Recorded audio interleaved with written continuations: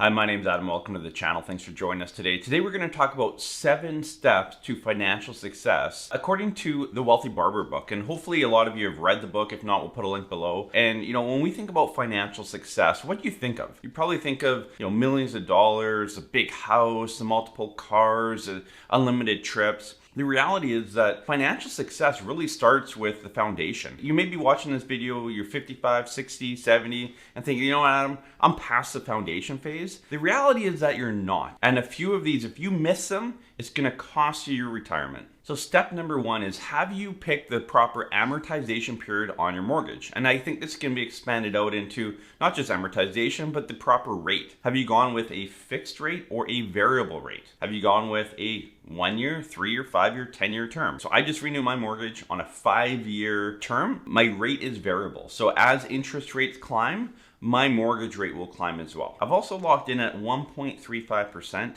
today. And so rates can go up a fair amount to kind of hit that mark where the 5-year fixed was the same. A lot of you are getting into your 40s, 50s, your mortgage is getting close to being paid off. Talk with your broker. It might make sense to have a shorter term and do accelerated payments. Even though interest rates are low, it might be your goal to be mortgage free, debt free by retirement. If you're starting out, if you're younger, are you amortizing it over 25, maybe 30 years if you can? You can't always do that with all lenders, but maybe 30 years. It lowers the payments up front. Now remember, and I've said this in other videos, when it comes to mortgages, my tip here, if you amortize your mortgage originally over 30 years, when you renew in 5 years, you need to amortize it over 25 years, and then 20, and then 15. What happens is you amortize over 25 or 30, 5 years later you do another 25 or 30, and you keep doing this, and it just keeps bumping everything down the line. And you never ever pay off your mortgage. In fact, a lot of you, what you do every 5 years when your mortgage renews is you borrow money and you buy a new Dodge Ram. Have a plan in place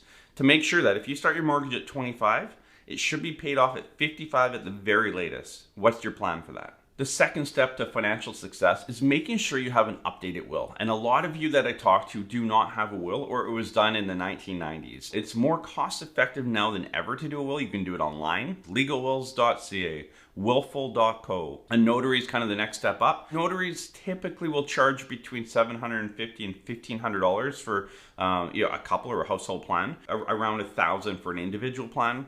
And then a lawyer is probably up from there, $1,500 to $3,000 type idea. So make sure you have everything structured so that when you pass away, you don't leave a big headache for everyone around you. And I see it all too often. You think, whatever, I did my will years ago, it'll be fine. All you're doing is leaving a complete mess for everyone around you that you love. Don't do that to them. The third thing is, could your dependents live comfortably if you passed away today? So it might be kids, you might have young kids. Like myself, I have 4 young children. Okay, if I pass away, I need to make sure that my wife and my 4 kids are taken care of. A lot of you, if you're older, 40, 50, 60, you might think, my kids are out of the house, no one depends on me. That's not true. Let's say you're 50 years old and you want to retire at 60. And this is more for married couples or common law partners. A few things have happened in your life. Your mortgage is almost paid off or maybe paid off. Your kids are out of the house. You maybe gotten a raise in your highest income earning years and you're in save mode. Maybe you haven't saved quite as much as you would like to this point for retirement, but the next 10 years, your plan is just to grind away and save hundreds of thousands of dollars. What happens if one of you passed away? And too many of you have not protected that. You need insurance. You need maybe disability insurance, critical illness, life insurance, whatever it is. You need to protect those savings years. Everybody's going to need a different amount of coverage, of different insurance to protect your dependents. What is that? Make sure you have it in place. The fourth thing, and this qualifies for a lot of you watching this video, is if you plan to retire early, do you have a proper savings plan in place? And it's actually mind-boggling to me how many people I talk to and we've done plans with that have retired early but can't actually afford to retire early. A lot of you are retiring at 50, 55, and you have to remember, if you retire at 50 and you live till, let's say, 85, 90, you're living a long time in retirement. You need to make sure you have enough cash and cash flow to fund that for that period of time. That's 40, 50 years of funding in retirement. Life is tough. It's tough for me. It's tough for you guys. I get it. I completely get it. But you can't just throw in the towel because you have a 5 in front of your age. And I think a lot of you have to take a step back. And before you pull the pin, you have to make sure that pin can be pulled. The fifth step to financial success is how are you going to pay for your children's education or maybe your grandchildren's education? Okay, so kids' education, RESPs, registered education savings plans, are a great tool to have. If you have kids and you haven't set up an RESP, go to your financial institution and get one set up. Money that you put in, up to $2,500 per kid per year, you're going to get a 20% matching grant from the government. We actually have a full series on RESPs. Watch that series, learn all about RESPs before you kind of jump into it. If you have grandkids, which I know a lot of you watching these videos have grandkids, help them out. It's expensive. You know, real estate's gotten expensive, life's gotten expensive. So talk to your kids or whoever it is that you got to kind of be a median, but talk to your kids and, you know, have them set up an RESP that you can put money into. So in the book, The Wealthy Barber, they've listed out these 7 steps that I'm going through. And number 6 talks about that 50% of Americans will retire with financial hardship. And the question to you guys is, how does that not happen to you? Canadian, American, wherever you are. There's a large percentage of you that will hit retirement with financial hardship. Maybe you're younger, 20s, 30s, 40s.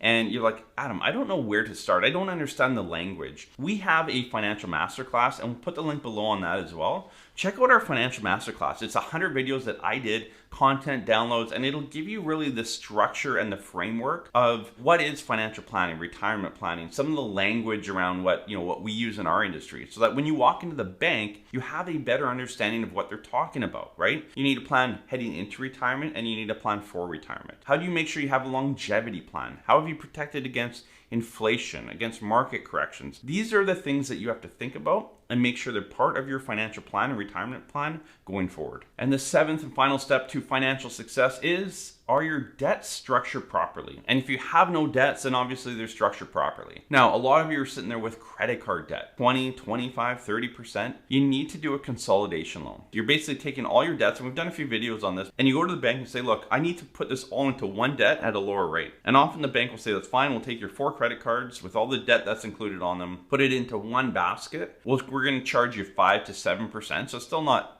a super low rate, but it's much lower than what you're paying on your credit card. If you feel like, you know what, Adam, I feel like I can pay it off in a year or so, I have a good handle on it. There's 2 ways to pay off debt. Go after the highest rate. So if you have a credit card at 25 and then one at 15, pay off the 25 first, even if it's a lower balance, but pay off the 25, then go after the 15. The other train of thought is pay off the lowest one first. Don't worry about interest rates, just pay off the lowest debt first. I prefer to go after the highest rate one. That's the one that's costing you the most. So I prefer to always go after the 25%, no matter what the balance is.